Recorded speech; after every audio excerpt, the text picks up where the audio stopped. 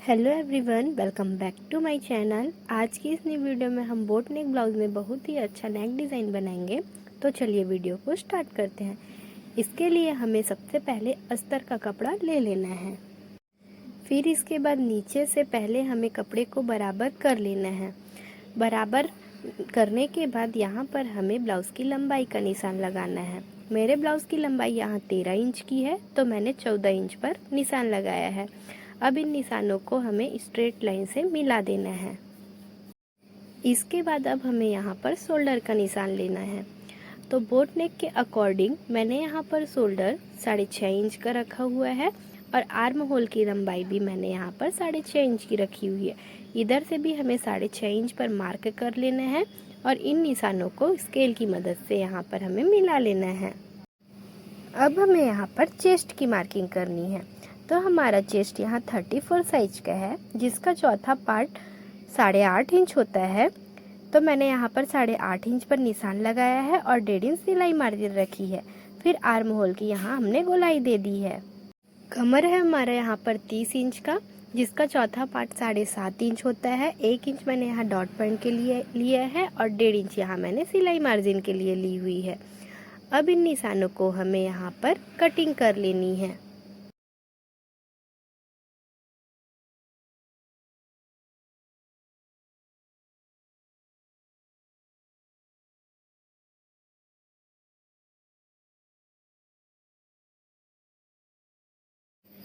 Cutting complete होने के बाद हमें यहाँ पर नेक की मार्किंग करनी है।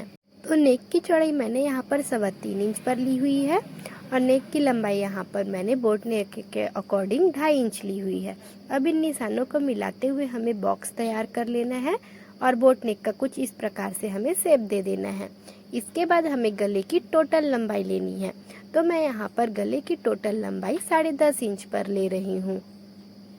जहाँ पर हमने निशान लगाया है वहाँ से मैं गले की चौड़ाई 4.5 इंच पर ले रही हूँ। ऊपर से भी हमें 4.5 इंच पर मार्क करना है और स्केल की मदद से नीचे हमें स्ट्रेट लाइन बना लेना है और ऊपर की साइड डॉट डॉट का निशान लगा लेना है। अब डॉट वाली लाइन का हमें सेंटर पार्ट लेना है। तो मैंने यहाँ पर सेंटर पार्ट लिया हुआ है। उसके बाद इंच टेप को इस तरीके से तिरछे में रखकर 2-2 इंच पर इस तरीके से निशान लगा लेना है और कट वर्क का हमें इस तरीके से डिज़ाइन बना लेना है। नीचे के साइड भी हमें इस तरीके का गोलाई दे देना है। फिर नेक लाइन को यहाँ पर हमें अच्छे से डार्क कर लेना है। इसके बाद हमें यहाँ पर पेपर पेस्टिंग लेने हैं और पेपर पेस्टिंग को सेंटर से इस तरीके से मिलाते हुए रखना है और एज इट इज़ हमने जैसे नेक लाइन ड्रॉ की हुई है उसी के अकॉर्डिंग इस तरीके से हमें डिज़ाइन बनाना है।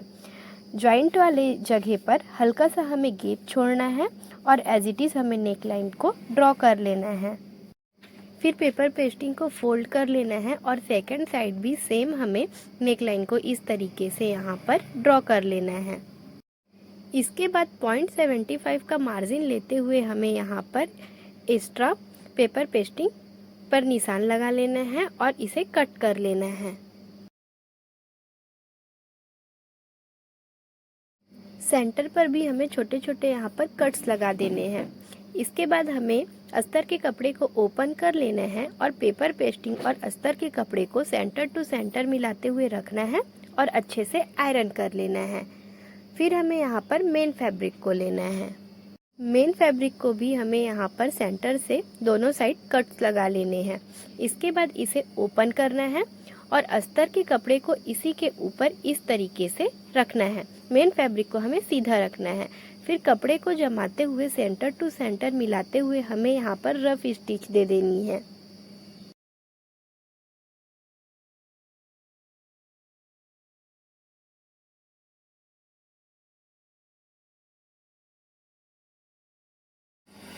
अब इसके बाद हमें यहाँ पर हमने जो नेकलाइन ड्रॉ की हुई है उसी के ऊपर सिलाई करनी है।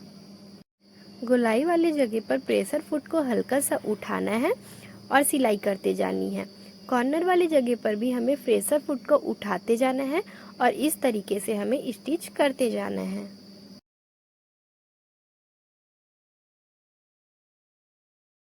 सिलाई करते टाइम अगर सिलाई हमने जहाँ निशान लगाया है उसके ऊपर नहीं चली हो तो आप फिर से सिलाई खोल के उसी के ऊपर चलाएं। इससे हमारा गला बहुत ही फिनिशिंग से बनकर तैयार होगा।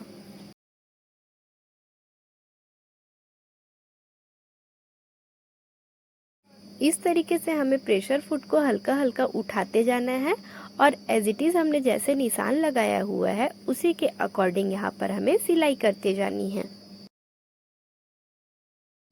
अब इसके बाद हमें 1/2 इंच का मार्जिन छोड़ते हुए यहाँ पर हमें इसकी कटिंग कर लेनी है।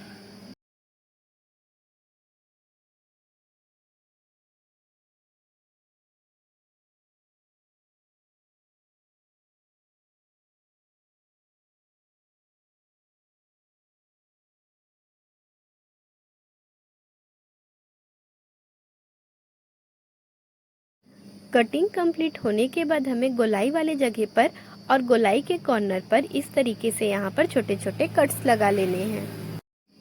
इसके बाद कॉर्नर को निकालते हुए हमें यहाँ पर हल्के हाथों से ब्लाउज को पलट लेना है।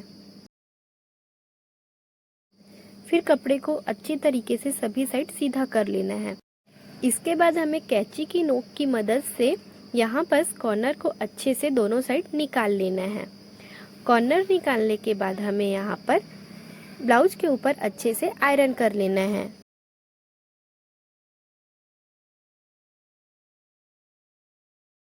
आयरन कंप्लीट होने के बाद हमें यहाँ पर कपड़े को इस तरीके से पलट लेना है और अस्तर के किनारे पर हमें सभी ओर सिलाई कर देनी है।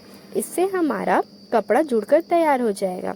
अगर आप यहाँ पर सिलाई नहीं करना चाहते तो आप फैब्रिक ग्लू का भी यूज़ कर सकते हैं। फैब्रिक ग्लू की हेल्प से भी हमारा कपड़ा अच्छे से ज्वाइंट हो जाता है।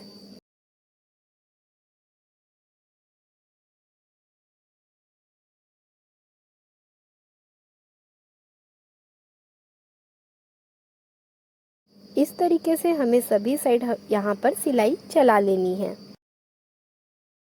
इसके बाद यहाँ पर हमारा जो भी एक्स्ट्रा कपड़ा दिया हुआ है उसकी कटिंग हमें यहाँ पर कर देनी है।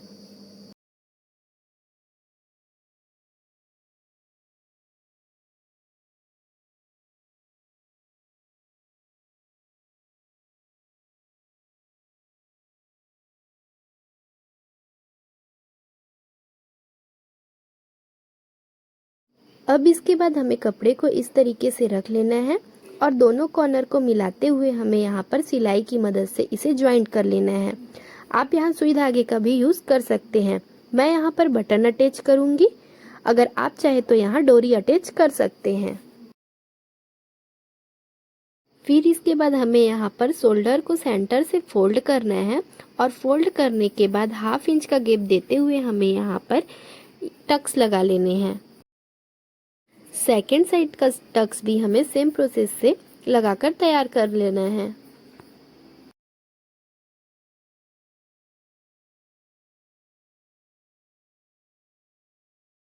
अब इसके बाद हमें यहाँ पर 1.5 इंच चौड़ी सीधी पट्टी लेनी है और इस पट्टी को सेंटर से फोल्ड करते हुए इस तरीके से रखना है और कमर पर हमें इस तरीके से अटैच कर लेना है।